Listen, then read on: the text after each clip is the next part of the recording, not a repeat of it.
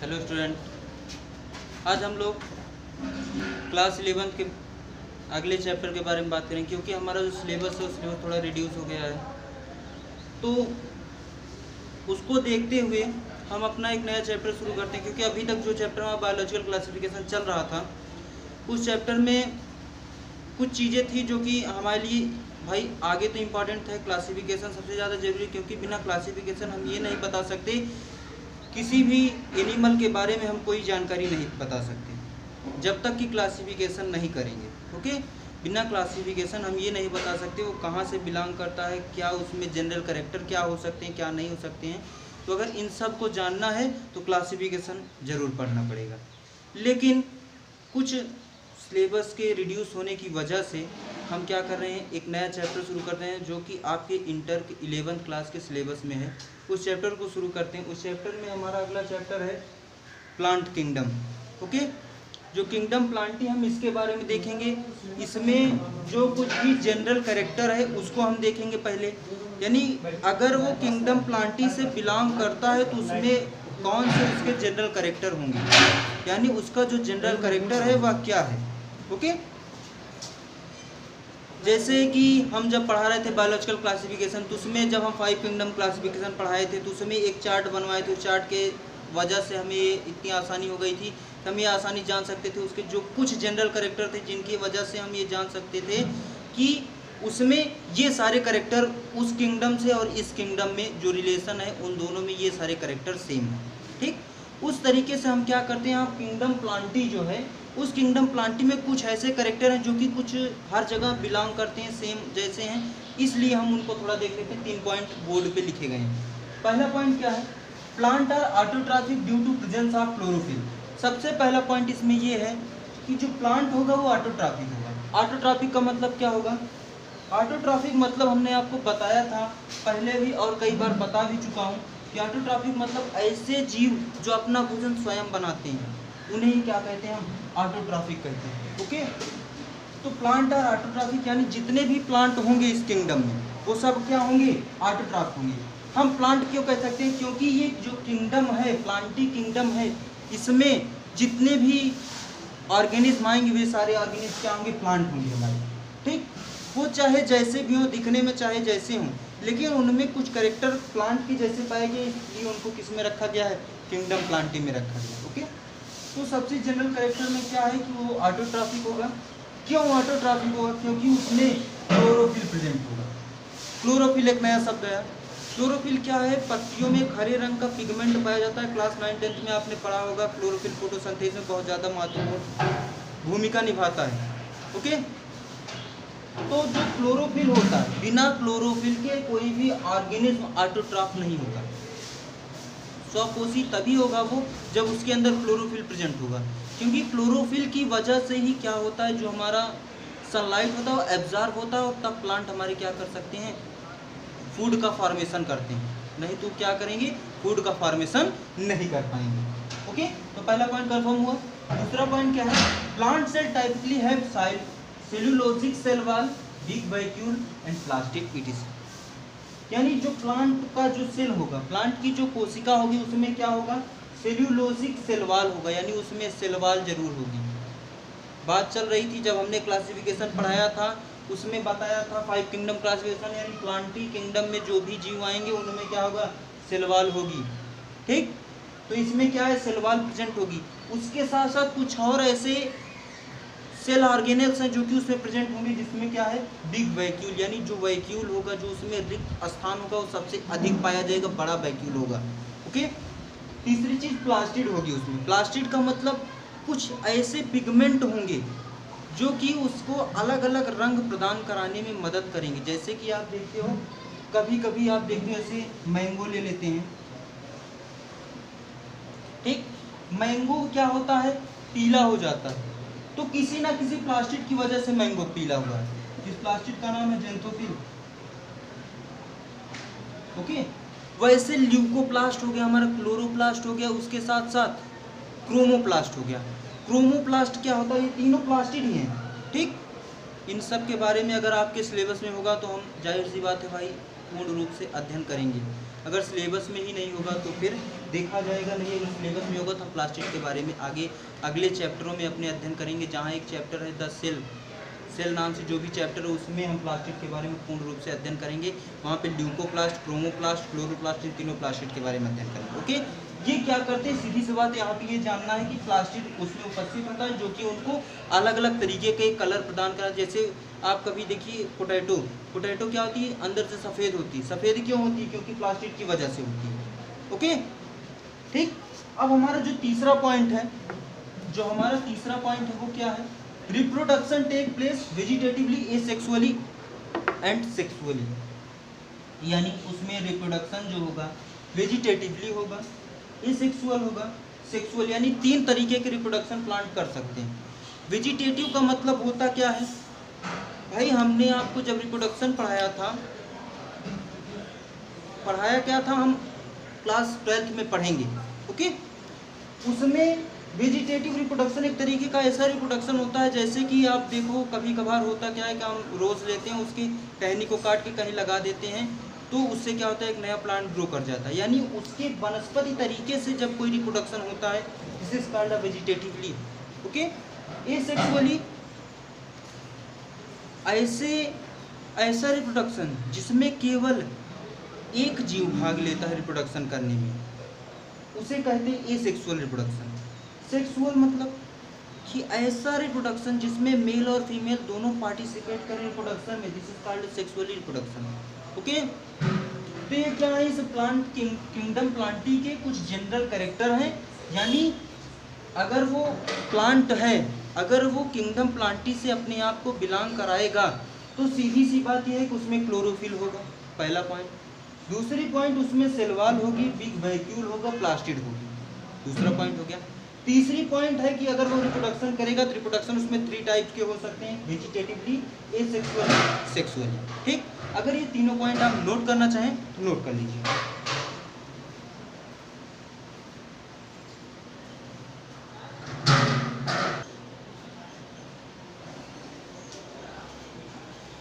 चलिए तो हम अपनी बात आगे बढ़ाते हैं। जनरल कैरेक्टर हो गया, अब उसके क्लासिफिकेशन के बारे में थोड़ी बात कर लेते हैं। यानी उसका क्लासिफिकेशन जो हुआ होगा, जो उसका वर्गीकरण हुआ होगा, जो उसमें अलग अलग ग्रुप बने होंगे, यानी और उन ग्रुपों में जितने भी प्लांट रखे गए होंगे उनकी जो कैरेक्टर उनके जो होंगे वो सब सिमिलर होंगे या नहीं होंगे, इन सब के बारे में देखते हुए क्लासिफिकेशन के बारे में बात करेंगे। ओके, किंगडम प्लांटी का जो क्लासिफिकेशन हुआ है, इस क्लासिफिकेशन को देने के लिए बहुत सारे सिस्टम आए, बहुत सारे तरीके के रूपरेखा पहले आई है। कभी किसी ने दिया तो किसी ने दिया नहीं। इस पूरे प्लांट टेक्सोनॉमी का मतलब क्या होता है कि एक ऐसी साइंस की एक ऐसी ब्रांच जिसके जरिए हम क्या करते हैं, किसी भी प्लांट का क्लासिफिकेशन करते हैं, उसे क्या कहलाता है, वही क्या कहलाती है, हमारी प्लांट टेक्सोनॉमी कहलाती है।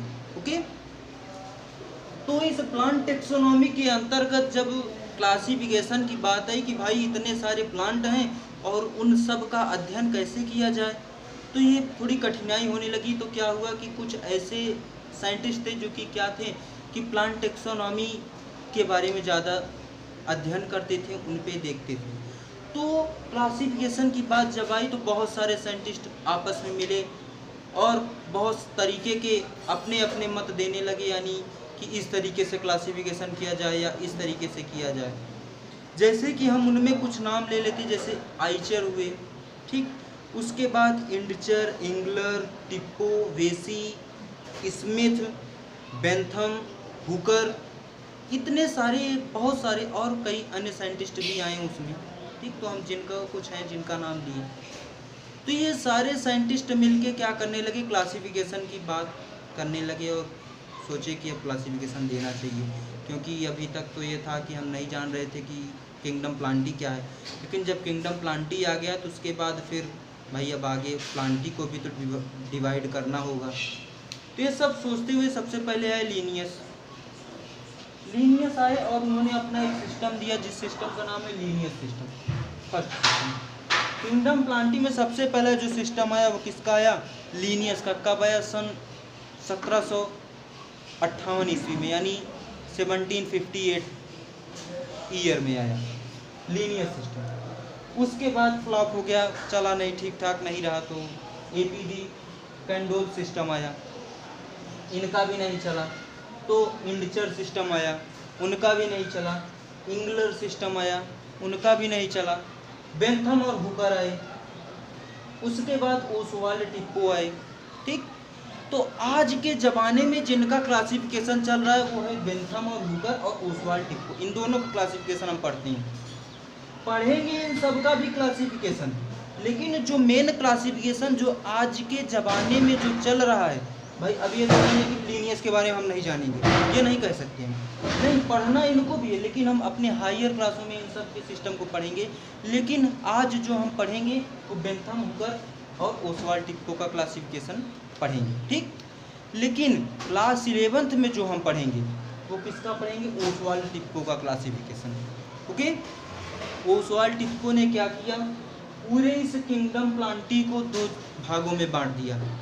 एक भाग ऐसा दिया कि जिसमें एक भाग तो ऐसा दिया, सॉरी, बेंथम और हुकर का क्लासिफिकेशन हमको पढ़ना है, ओसवाल्ड टिप्पो का नहीं, बेंथम एंड हुकर का।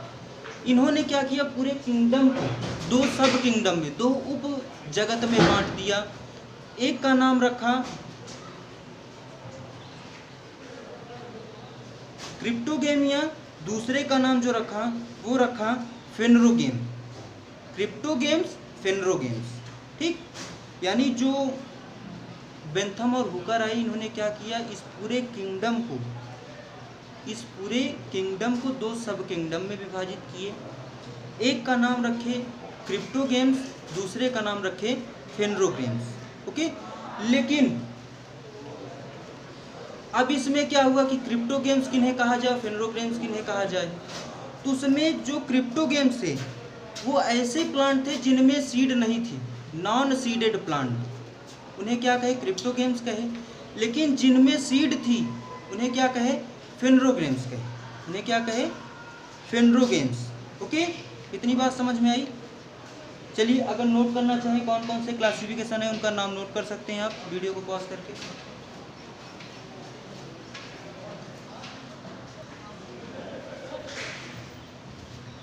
तो जो किंगडम प्लांटी था वो 2 सब किंगडमों में विभाजित हुआ। एक का नाम क्या था, क्रिप्टोगेम्स, और दूसरे का नाम क्या था, फेनरोगेम्स।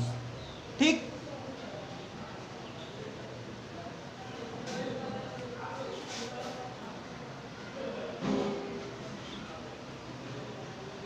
ओके, फेनरोगेम्स और क्रिप्टोगेम्स, ये दोनों जब सब किंगडम आए तो उसके बाद फिर क्या हुआ कि हम आगे और क्लासिफिकेशन इसका करते चले गए। इसमें 3 डिवीज़न आए। एक डिवीज़न था थाइलोफाइटा, दूसरा था ब्रायोफाइटा, तीसरा था टेरिडोफाइटा। इसमें क्या है, इसमें 2 डिवीज़न आए, एक आया जिम्नोस्पर्म और एक आया एंजियोस्पर्म। ओके, यानी इसके जो डिवीज़न हुए इसमें 3 डिवीज़न आए।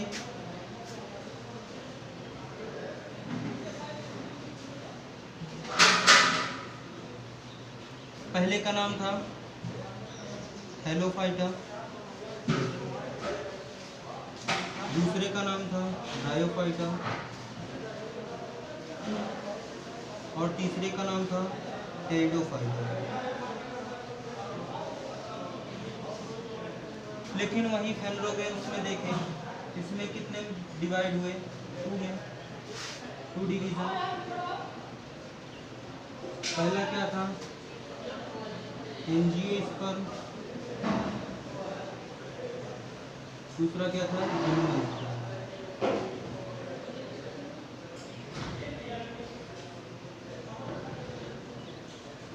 ओके, तो जो क्रिप्टोगेम्स थे वो कैसे थे, नॉन सीडेड प्लांट। कौन से प्लांट थे, इनका जो कैरेक्टर था क्या था, नॉन सीडेड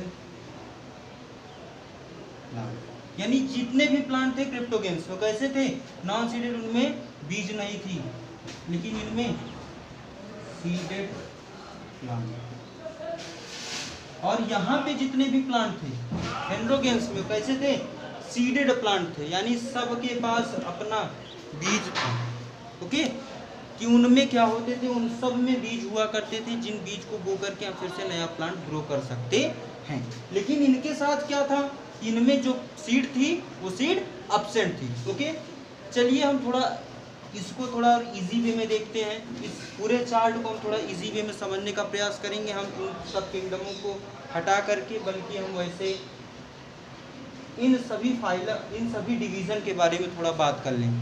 ठीक, हेलोफाइटा क्या है, ब्रायोफाइटा, टेरिडोफाइटा, एंजियोस्पर्म, जिम्नोस्पर्म, जिसमें हमारा जो सिलेबस है, जो हमारा 11th क्लास का जो 30% सिलेबस रिड्यूस हुआ, उसके आधार पे हमको एंजियोस्पर्म पढ़ना है केवल। ठीक, हमको जो पढ़ना है वो किसको पढ़ना है, केवल और केवल एंजियोस्पर्म को पढ़ना है।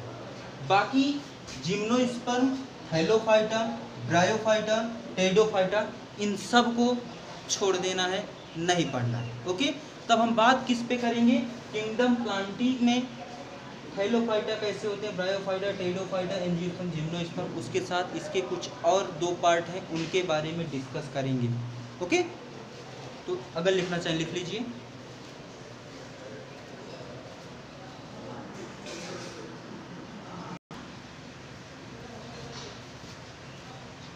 चलिए अब हम देखते हैं किंगडम क्लासिफिकेशन का एक ऐसा क्लासिफिकेशन जो कि उसके पार्ट से आधारित है, यानी उसके कौन से पार्ट हटते हैं, कौन से पार्ट आ जाते हैं, उनके सेल में, उनके सीड के आधार पर, उसके साथ साथ उनके प्लांट बॉडी के आधार पर हम ये देखेंगे कि उसका क्लासिफिकेशन, प्लांट का क्लासिफिकेशन कैसे किया जाए। ओके, तो किंगडम प्लांटी को हम 2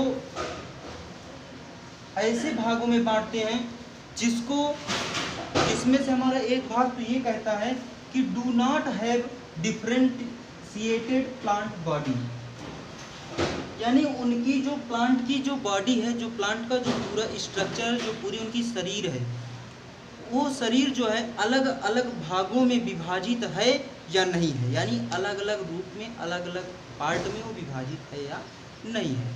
सबसे पहला पॉइंट हमारा क्लासिफिकेशन का यही लिया गया है कि यानी उसमें जो प्लांट की जो बॉडी, उसमें डिफरेंशिएशन है या नहीं है। ओके, तो जो थैलोफाइटा ये हमारा क्या है, डिवीजन फर्स्ट। कौन सा डिवीजन है, डिवीजन फर्स्ट है। डिवीजन फर्स्ट हमारा क्या है, थैलोफाइटा है। इसमें हम ना उसके रूट को बता सकते हैं, ना उसके लीफ को बता सकते हैं, ना उसके स्टेम को बता सकते हैं, ना उसके फ्रूट को बता सकते हैं, ना फ्लावर को बता सकते हैं। कहने का मतलब हमारी ये है कि हम उसके प्लांट के कोई भी पार्ट को हम अलग नहीं कर सकते हैं उसके प्लांट बॉडी से। ओके, थैलोफाइटा में जितने भी ऑर्गेनिज्म आएंगे उनकी एक खासियत होगी कि उनके जो भी प्लांट बॉडी होगी उसको हम डिफ्रेंशिएट, उसको हम अलग अलग नहीं कर पाएंगे। ओके, जैसे कि हम अभी नीम का प्लांट लें तो उस नीम के प्लांट में हम ये बता सकते हैं ये उसकी लीफ है, ये उसका फ्रूट है, ये उसका फ्लावर है, ये उसकी ब्रांचेस हैं, ये उसका रूट सिस्टम है और ये उसका शूट सिस्टम है। लेकिन थैलोफाइटा में हम ये नहीं बता सकते हैं कि उसका रूट सिस्टम क्या है, शूट सिस्टम क्या है। ओके, तो यानी सीधी सी बात ये है कि हम उसके बॉडी को हम डिफ्रेंशिएट नहीं कर सकते। लेकिन वही दूसरा पॉइंट जो दूसरा पल रहा है उसमें ये बता रहा है कि उसके प्लांट की जो बॉडी है उसको हम डिफ्रेंशिएट भी कर सकते हैं। ठीक, तो उसमें क्या डिफ्रेंशिएशन के बाद में फिर ऐसा क्या आया कि जिसके कारण कोई भाई वो कई समूहों में बटा है। उसमें सबसे पहला पार्ट ये है विदाउट स्पेशलाइज्ड वस्कुलर टिश्यू, उनमें जो वस्कुलर टिश्यू यानी जो जाइलम फ्लोएम पाया जाएगा वो नहीं होगा, यानी उसके बिना, जाइलम फ्लोएम के बिना अगर कोई भी प्लांट की बॉडी है जिसमें जाइलम फ्लोएम नहीं पाया जा रहा है तो वो जो भी प्लांट होगा वो किस डिवीज़न में आएगा, वो ब्रायोफाइटा, यानी डिवीज़न नंबर 2 जिसका नाम क्या है, ब्रायोफाइटा। उस ब्रायोफाइटा के अंतर्गत वही प्लांट आएंगे जिनमें वैस्कुलर टिश्यू नहीं होगा। ठीक, उनमें कोई भी ट्रांसपोर्टेशन के सिस्टम में वैस्कुलर टिश्यू हमारा क्या करता है, मदद करता है। तो उसमें कोई एक स्पेशल टिश्यू होंगे जिनके कारण उनका ट्रांसपोर्टेशन हो जाता है और इसलिए उन्हें किस में रखा गया, किस समूह में, किस डिवीज़न में रखा गया, ब्रायोफाइटा में। ओके, विथ वैस्कुलर टिश्यू, यानी जिनमें वैस्कुलर टिश्यू पाई जाएंगी तो उसमें भी कुछ और खासियत होगी। जब उसमें वैस्कुलर टिश्यू पाई जा रही इसका मतलब ये है कि वो किसी अन्य कारणों से उसमें कोई और विभाजन, कोई और अलग समूह बना हुआ है, तो उसका ये समूह है कि डू नॉट प्रोड्यूस सीड और प्रोड्यूस सीड। ऐसे ऑर्गेनिज्म या फिर ऐसे प्लांट जो कि क्या करते हैं, सीड को प्रोड्यूस नहीं करेंगे, जो सीड का फॉर्मेशन नहीं करेंगे, उनको डिवीज़न 3 में रखा गया और जिनका नाम क्या था, टेरिडोफाइटा। यानी हमारा जो डिवीज़न 3 है वो क्या है, टेरिडोफाइटा। ओके, उसके बाद फिर ऐसे भी ऑर्गेनिज्म होंगे भाई जिनमें सीड प्रोड्यूस होते होंगे, जिनमें सीड उत्पन्न होंगे।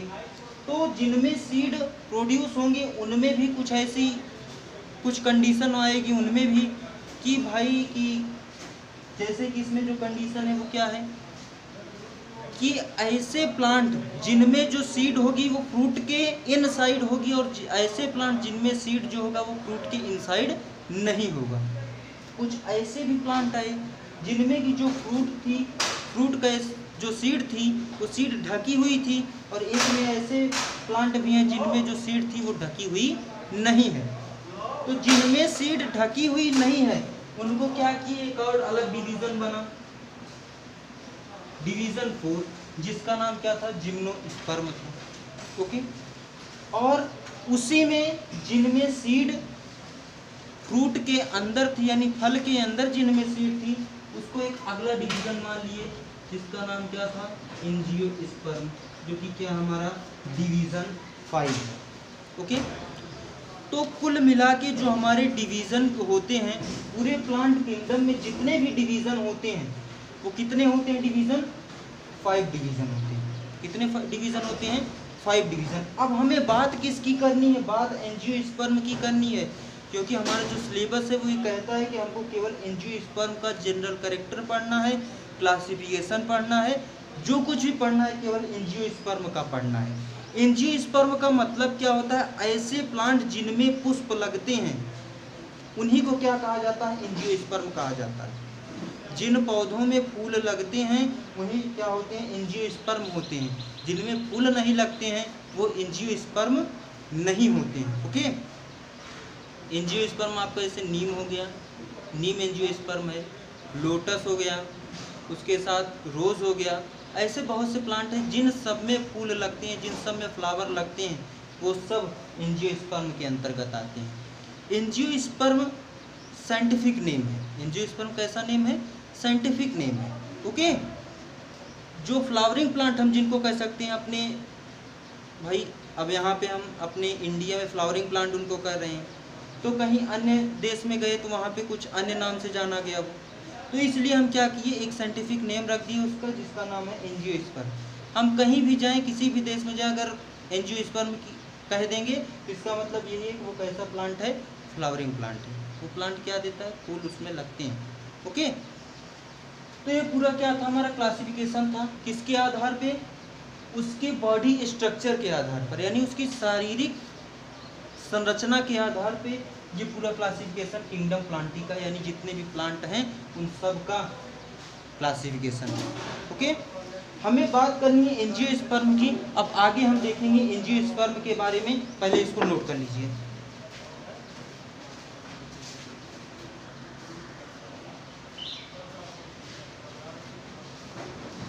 तो आज हम बस केवल अपनी वाणी को यहीं विराम देंगे, और क्लासिफिकेशन आज हम पढ़ लिए, जनरल कैरेक्टर प्लांट का जो था वो पढ़ लिए।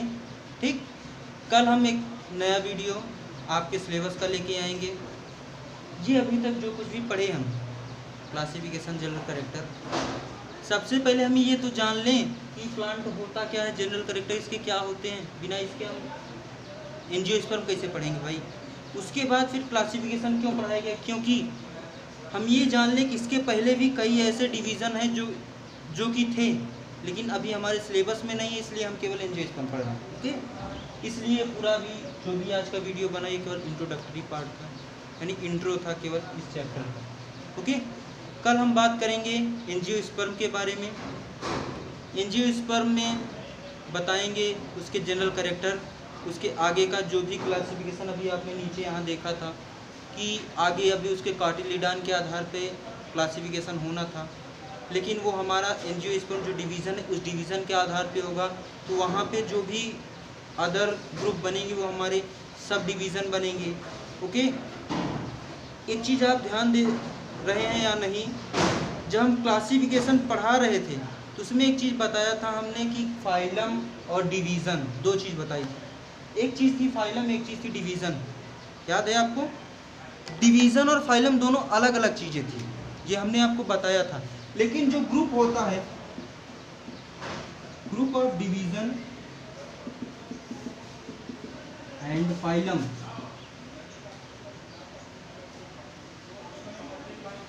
आर सेम, दोनों सेम ही होते हैं, लेकिन बस फर्क इतना है कि ये एनिमल के लिए इस्तेमाल होता है और ये डिवीज़न जो है वो प्लांट के लिए इस्तेमाल होता है। ठीक, क्लासिफिकेशन में रखेंगे हम इनको सेम स्थान पे, सेम लेवल पे ये दोनों रहेंगे, लेकिन केवल फर्क इतना है कि डिवीज़न हम प्लांट के लिए इस्तेमाल करेंगे, लेकिन फाइलम एनिमल के लिए इस्तेमाल करेंगे। ओके, समझ में इतनी बात? तो आज जो कुछ भी पढ़े इसको आप अच्छे से पढ़िएगा। उसके साथ साथ अगर कहीं भी दिक्कत होगी तो कमेंट बॉक्स में टाइप कर दीजिएगा कि ये चीज़ समझ में नहीं आई, हम उसको समझाने का प्रयास करेंगे। Thank you class.